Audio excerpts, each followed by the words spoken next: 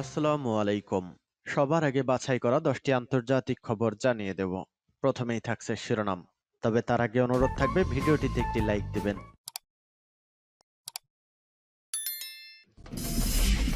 সংবাদের শুরুতেই জানিয়ে দিব সংবাদ শিরোনাম। রুশ ইউক্রেন যুদ্ধ নিয়ে নতুন ঘোষণা পুতিনের। এরপর জানিয়ে দিব ফের রুশ বিমান রুখে দিল ন্যাটো। এরপর জানিয়ে দিব পারমাণবিক যুদ্ধের প্রস্তুতির নির্দেশ কিমের।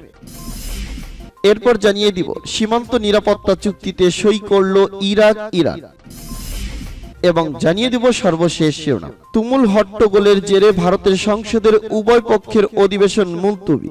এতক্ষণ শুনছিলেন সংবাদ শিরোনাম, এখন শুনবেন সংবাদের বিস্তারিত। তো বন্ধুদের কাছে রিকোয়েস্ট রইল এই ভিডিওতে একটা লাইক দিবেন, আর ভালো লাগলে অবশ্যই বন্ধুদের মাঝে শেয়ার করে দিবেন। রুশ ইউক্রেন যুদ্ধ নিয়ে নতুন ঘোষণা পুতিনের। রাশিয়ার প্রেসিডেন্ট ভ্লাদিমির পুতিন এক সাক্ষাৎকারে বলেছেন, মস্কোর কাছে এখন হাইপারসোনিক অস্ত্র রয়েছে, তবে সেগুলো বাস্তবে ব্যবহার করা হচ্ছে না। অস্ত্রগুলো অন্যান্য অত্যাধুনিক সিস্টেমের মতোই তারা মজুত রেখেছে। রোববার সাংবাদিক পাবেল জারুবিনের টেলিগ্রাম চ্যানেলে প্রকাশিত রাশিয়া এক টিভি চ্যানেলে মস্কো ক্রেমলিন পুতিন অনুষ্ঠানে তিনি এমন মন্তব্য করেন। এক প্রতিবেদনে এমনটি জানিয়েছেন বার্তা সংস্থা টাস। পুতিন বলেন, আসলে স্থল বাহিনীর উন্নয়নের জন্য আমাদের অনেক কিছু করতে হবে, কিন্তু তখন হাইপারসোনিক অস্ত্র না থাকলেও এখন সেগুলো বিদ্যমান। হ্যাঁ, আমরা আসলে সেগুলো ব্যবহার করি না, কিন্তু আমাদের হাতে সেগুলো রয়েছে। আপনি কি বুঝতে পেরেছেন? হাইপারসোনিক অস্ত্রের পাশাপাশি অন্যান্য অত্যাধুনিক ব্যবস্থাও আমাদের হাতে রয়েছে। যদিও 2014 সালে এমন কিছুই ছিল না। 2014 সালে বিশেষ অপারেশন শুরু করা গুরুত্বপূর্ণ ছিল কিনা জানতে চাইলে পুতিন জোর দিয়ে বলেন, তখন থেকে বাস্তবতা পরিবর্তিত হয়েছে। তিনি বলেন, এখানে সংযোজন ভাব ব্যবহার করা যাবে না। ফের রুশ বিমান রুখে দিল ন্যাটো। এক সপ্তাহের মধ্যে দ্বিতীয়বারের মতো এস্তোনিয়ান আকাশ সীমার কাছে এক রুশ বিমানকে রুখে দিয়েছে ন্যাটোর জঙ্গি বিমান। ব্রিটিশ এবং জার্মানির যুদ্ধ বিমান এ সামরিক অভিযানে অংশ নেন। বর্তমানে ওই অঞ্চলে ন্যাটো জোটের যৌথ টহল চলছে। শনিবার এক বিবৃতিতে যুক্তরাজ্যের রাজকীয় সেনাবাহিনী RAF এক বিবৃতিতে এ তথ্য জানিয়েছে। বিবৃতিতে বলা হয়েছে, ন্যাটোর দুটি টাইফুন যুদ্ধ বিমান একটি রুশ সামরিক যাত্রীবাহী বিমান TU-134 জেটকে বাধা দেয়। রুশ সামরিক যাত্রীবাহী বিমানটি নিরাপত্তায় ছিল দুটি সুখোই SU-27 ফাঙ্কার ফাইটার জেট এবং একটি N-12 কাব সামরিক পরিবহন বিমান। ব্রিটিশ বিমান বাহিনী বলছে, এ সামরিক অভিযানের মাধ্যমে এস্তোনিয়াকে আশ্বস্ত করা হয়েছে। এর ফলে দেশটি নিশ্চয়তা পেয়েছে যে রুশ ইউক্রেন যুদ্ধের উত্তেজনার মধ্যে যুক্তরাজ্য, জার্মানি ও অন্যান্য ন্যাটো মিত্ররা তাদের সঙ্গে আছে। যুক্তরাজ্যের রাজকীয় বিমান বাহিনীর RAF কমান্ডার রিচার্ড লিং বলেছেন, আমরা দ্রুত রাশিয়ান বিমানকে শনাক্ত করছি। তারপরে বিমানটি ন্যাটোর আকাশ সীমার কাছাকাছি যাওয়ার সময় এটাকে পর্যবেক্ষণ করছি। তিনি বলেন, ন্যাটোর আকাশ টহল অভিযান ঠিকমতো করার জন্য যে কোনো বিমানকে আটকানো হয়। এটার মাধ্যমে আমরা জানতে পারি তারা কারা। এছাড়া সমস্ত আকাশপথ ব্যবহারকারীদের জন্য ফ্লাইট নিরাপত্তা বজায় রাখা হয়েছে। পারমাণবিক যুদ্ধের প্রস্তুতির নির্দেশ কিমের। যুক্তরাষ্ট্র ও দক্ষিণ কোরিয়ার বিরুদ্ধে পারমাণবিক হামলার প্রস্তুতি নিতে তার বাহিনীকে প্রস্তুত থাকার নির্দেশ দিয়েছেন উত্তর কোরিয়ার শাসক কিম জং উন। পিয়ংইয়ংকে মোকাবেলায় ওয়াশিংটন ও সিউলের ধারাবাহিক যৌথ সামরিক মহড়ার তীব্র নিন্দা জানান তিনি। দুই দেশ সামরিক মহড়ায় পারমাণবিক অস্ত্র ব্যবহার করছে বলেও অভিযোগ করেন তিনি। সোমবার এ খবর জানিয়েছে দেশটির রাষ্ট্রীয় সংবাদ মাধ্যম KCNA।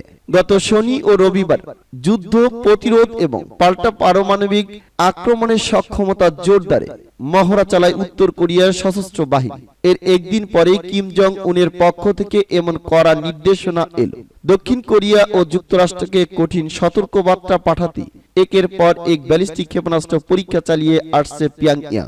ব্রিটিশ বার্তা সংস্থা রয়টার্স জানিয়েছে, কৌশলগত পারমাণবিক হামলার মহড়ায় 800 মিটার উচ্চতার লক্ষ্যবস্তুতে আঘাত হানতে সক্ষম এমন ওয়ারহেড দিয়ে সজ্জিত ব্যালিস্টিক ক্ষেপণাস্ত্র উৎক্ষেপণ করে।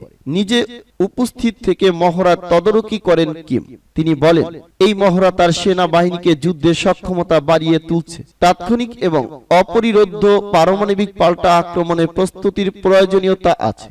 দেশটির সর্বোচ্চ নেতা কিমের বরাতে রাষ্ট্র নিয়ন্ত্রিত সংবাদ মাধ্যম KCN আরো জানিয়েছে, বর্তমানে এমন পরিস্থিতি দাঁড়িয়েছে যে ডিপিআরকে এর বিরুদ্ধে আগ্রাসনের পদক্ষেপ আরো স্পষ্ট হয়ে উঠেছে। ফলে জরুরি ভিত্তিতে ডিপিআরকে নিজেদের প্রস্তুতি জোরদার করতে হবে। উত্তর কোরিয়ার সর্বোচ্চ নেতা বলেন, পারমাণবিক বাহিনী তার উচ্চ যুদ্ধ প্রস্তুতির মাধ্যমে শত্রুর বেপরোয়া পদক্ষেপ এবং উস্কানিকে দৃঢ়ভাবে প্রতিরোধ করবে এবং নিয়ন্ত্রণ করবে। এছাড়া যে কোনো অনাকাঙ্ক্ষিত পরিস্থিতিতে দ্বিধা ছাড়াই গুরুত্বপূর্ণ মিশন পরিচালনা করবে। KCNA এর প্রকাশিত ছবিতে দেখা গেছে, কিম তার ছোট মেয়েকে নিয়ে ক্ষেপণাস্ত্র পরীক্ষার মহড়ায় অংশ নিয়েছিলেন।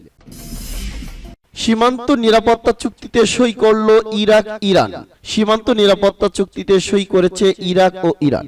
ইরাকের প্রধানমন্ত্রী কার্যালয়ে রবিবার এক বিবৃতিতে এ তথ্য জানিয়েছে। বাগদাদ বলছে, প্রাথমিকভাবে ইরাকের কুর্দি অঞ্চলের সঙ্গে সীমান্তে নিরাপত্তা জোরদার করাই তাদের লক্ষ্য। অন্যদিকে কুর্দি সশস্ত্র গোষ্ঠীগুলোকে নিরাপত্তার জন্য বড় হুমকি বলে বর্ণনা করেছে তেহরান। ইরাকের প্রধানমন্ত্রী কার্যালয় জানায়, ইরানের সুপ্রিম ন্যাশনাল সিকিউরিটি কাউন্সিলের সেক্রেটারি আলী শামখানি ও ইরাকের জাতীয় নিরাপত্তা উপদেষ্টা কাসিম আল আরজারি চুক্তিতে স্বাক্ষর করেছেন। এ সময় উপস্থিত ছিলেন ইরাকের প্রধানমন্ত্রী মোহাম্মদ আল সুদানি। স্বাক্ষরকারী এক ইরানি কর্মকর্তা বলেন, নিরাপত্তা চুক্তির অধীনে প্রতিবেশী ইরানে হামলা চালানোর জন্য ইরাকি কুর্দি অঞ্চলে সশস্ত্র গোষ্ঠীগুলোকে ভূখণ্ড ব্যবহার করার অনুমতি দেবে না ইরান।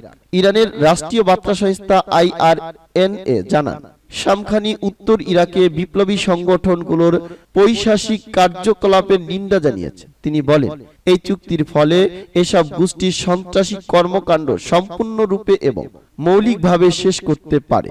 ইরাকের আধা স্বায়ত্তশাসিত কুর্দি অঞ্চলে বেশ কয়েকটি ইরানি কুর্দি সংগঠন সক্রিয়। ইরানের অভিযোগ, তারা পশ্চিমা বা ইসরায়েলি স্বার্থের জন্য কাজ করছে। সীমান্তটি গত বছর নতুন করে আলোচনায় এসেছিল যখন ইরানের বিপ্লবী গার্ডরা উত্তর ইরাকে অবস্থিত ইরানি কুর্দি গোষ্ঠীগুলোর বিরুদ্ধে ক্ষেপণাস্ত্র এবং ড্রোন হামলা শুরু করে। এছাড়া পুলিশি হেফাজতে ইরানি কুর্দি তরুণী মাহসা আমিনী মৃত্যুর পর কুর্দিদের সঙ্গে ইরান সরকারের সম্পর্ক চরম অবনতি হয়। তুমুল হট্টগোলের জেরে ভারতের সংসদের উভয় কক্ষের অধিবেশন মুলতুবি। ভারতীয় সংসদের উভয় কক্ষে আজ সরকার পক্ষ ও বিরোধী পক্ষের মধ্যে তুমুল হট্টগোল হয়েছে। এর ফলে আজ শনিবার অধিবেশনের কার্যক্রম প্রথম বেলা 2টা পর্যন্ত মুলতুবি হয়ে যায়। পরবর্তীতে পরিস্থিতির পরিবর্তন না হওয়ায় আগামীকাল মঙ্গলবার বেলা 11টা পর্যন্ত অধিবেশন মুলতুবি ঘোষণা করা হয়। আজ সংসদের সরকার পক্ষের এমপিরা কংগ্রেস নেতা রাহুল গান্ধীর ক্ষমতা চাওয়ার দাবিতে স্লোগান দেন। অন্যদিকে ভারতের বৃহত্তম শিল্প গোষ্ঠী আদানি গোষ্ঠীর বিরুদ্ধে দুর্নীতির অভিযোগে যৌথ সংসদীয় কমিটির জেপিসি মাধ্যমে তদন্তের দাবিতে বিরোধীরা স্লোগান দেন। আজ সংসদের কাজকর্ম স্থগিত হওয়া প্রসঙ্গে রাজ্যসভায় কংগ্রেসের উপনেতা প্রমোদ তিওয়ারি এক সংবাদ সম্মেলনে কেন্দ্রীয় বিজেপি সরকারকে নিশানা করে বলে, 13ই মার্চ থেকে যে নাটক চলছে তা প্রধানমন্ত্রী ইঙ্গিত ছাড়া হতে পারে না। আদানি শিল্প গোষ্ঠীকে নিশানা করে কংগ্রেস নেতা প্রমোদ তিওয়ারি বলেন, ভারত মাতার পায়ে বসে যে দুর্নীতি হয়েছে সেজন্য জেপিসি গঠন করতে হবে। তারা আমাদের যতই সম্ভব করুক, ভয় দেখাক না কেন, আমরা যখন ব্রিটিশদের ভয় পাইনি তখন বিজেপিকে ভয় পাব না। আমাদের দাবিতে আমরা অটল রয়েছি। আজ আমরা সকালে বসে সিদ্ধান্ত নিয়েছি, আমাদের দাবি জেপিসি। যতদিন জেপিসি না হবে গণতান্ত্রিক উপায়ে আমাদের আন্দোলন অব্যাহত থাকবে। সমাজবাদী পার্টির রাজ্যসভার এমপি অধ্যাপক রামগোপাল যাদব আজ বলেন, বিজেপি আদানি ইস্যুতে জেপিসি তদন্ত করতে ভয় পাচ্ছে।